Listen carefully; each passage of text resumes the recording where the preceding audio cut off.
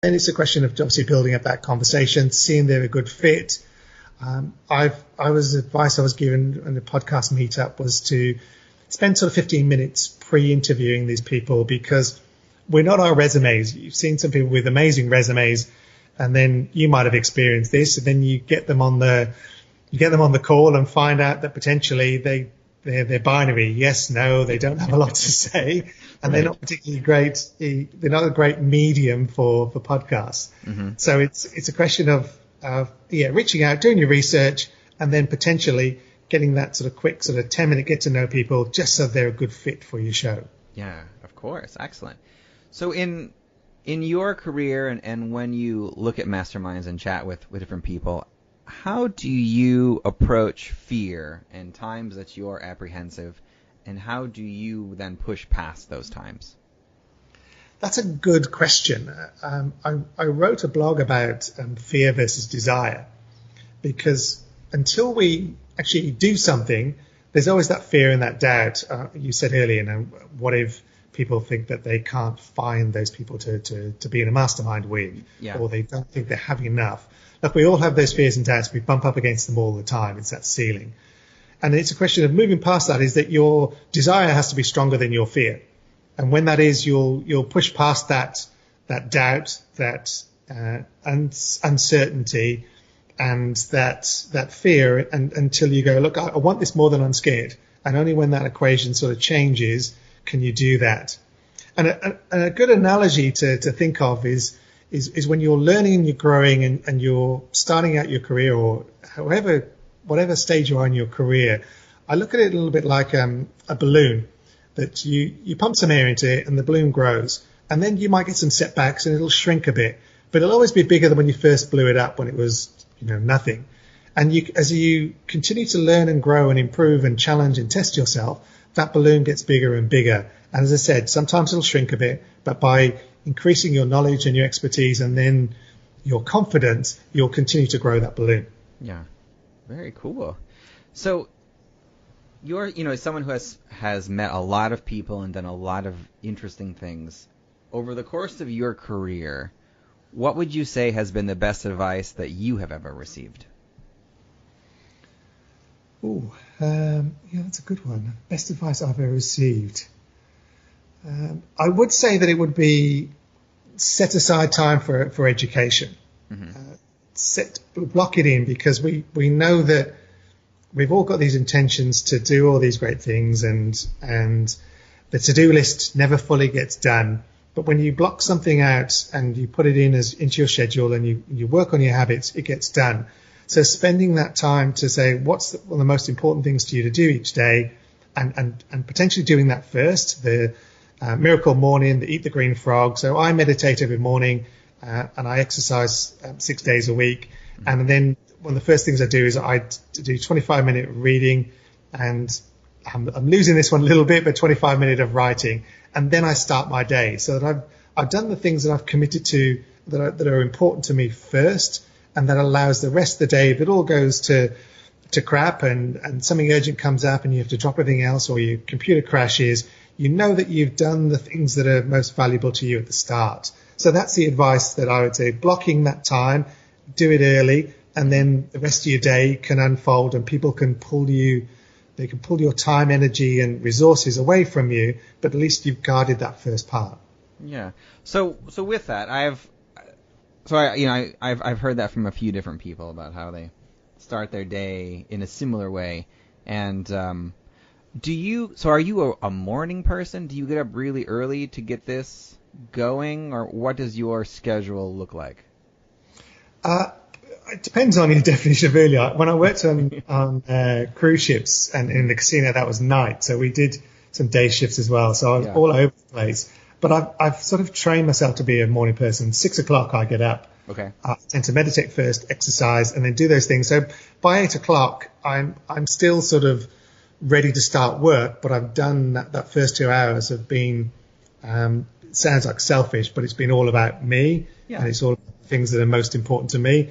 And then I feel like I'm able to give my time and resources and energy to other people that need it, and be flexible. Yeah. So 6 o'clock works for me. Okay, well that's good. I've heard of some people getting up at like 3 a.m. or 4 a.m. and this 6 o'clock definitely sounds more reasonable and doable without having to go to bed at like 5 o'clock the night before. Yeah, I think if I got up at 3 a.m., I'd be in bed about 6 o'clock at night. Yeah, exactly. So tell me more about your poker playing. Is that something that was that something you developed while you were working at the casinos, or just something that you've picked up afterward? And what got you into playing poker? Well, casinos gave me this huge insight into people without sort of really knowing it. I mean, technically, for the most part, you're dealing cards to them and spinning the wheel on roulette and doing all the technical stuff. And then once you become good at that, you get a chance to sort of sit back and start to sort of look at people and read people. So this fascinating insight into people.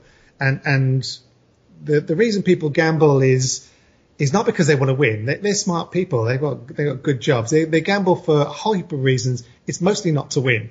It's to socialize. It's because they're bored. It's because they've got an ego and they want to prove something, how much money they've got that they can donate. Mm-hmm. So I sat there and watching all these people do that. And then when you play poker, that is the ultimate microscopic view of people, because poker is the only game in the casino, although they do take a rake in a real casino. If you sat down and played poker around a table with just friends or people you don't know and there's no rake, there's no house advantage. There's no built-in, the casino automatically wins. Mm-hmm. So it does come down to not luck, but the best player. And the best player, wins with the worst cards because they're able to read people. So it's a fascinating insight into tells, into your personality that no matter how you must try and hide it as a poker player, mm-hmm. often comes out into what you do across the poker table. So it's a really good snapshot of social interactions and people. Yeah. Do you believe that your poker abilities have made you a better business leader? Look, somewhat. I wouldn't call myself a really good poker player, so it's not a skill that's been completely transferable. Or I say, yeah, I'm a great poker player, but it's definitely something that to be aware of. Risk, sure. You talk about all in. You can go all in at the right time. It's a great move. All in at business when you really haven't figured out if it's the right play is a terrible move. So there's definitely risk versus reward, and there's definitely a lot of similarities between poker and business, absolutely. So there are some great parallels to draw that you can look on and say, okay, I've calculated the odds. My business coach the other day was talking about something where you're free rolling, mm-hmm. and free rolling is like a free tournament that gets you into something else. So free rolling could be that you leverage somebody else's database and with a bit of collaboration, you can work with them, free roll. So yeah, there's a lot of similarities between poker and business. Oh, exciting. Okay, cool. Well, Ronen, thank you so much for taking the time to chat with me. I really appreciate it. If the listeners would like to read more of your writing, read more about what you're working on in the Mastermind space, or listen to your podcast, where is the best place they can go for any of those?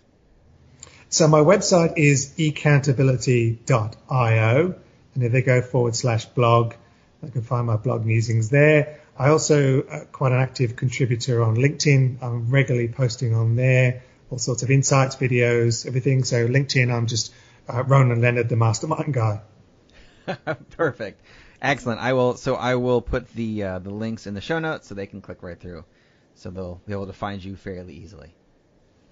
Yes, perfect. And if they're really interested in masterminds and they think it's something they want to explore, I do have a little sort of free mini course. So get in touch with me, and I'm happy to share some of those free resources as well, where I even teach people how to create great content and become to test their thoughts. I won't use the word thought leader, but you definitely sort of get to sort of come up with this formula that really helps you to put together great ideas and test some of your assumptions and just work out how you can better structure your ideas and shape them into something that people really want to listen to.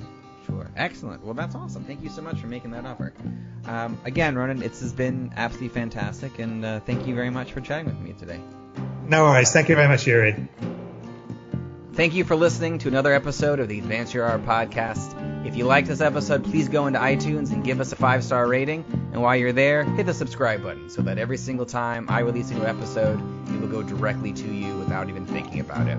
If you're interested in hearing older episodes, please go to advanceyourart.com where you can find the catalog of everything I've done so far, as well as contact information and projects I'm working on. Thank you again, and have a great day.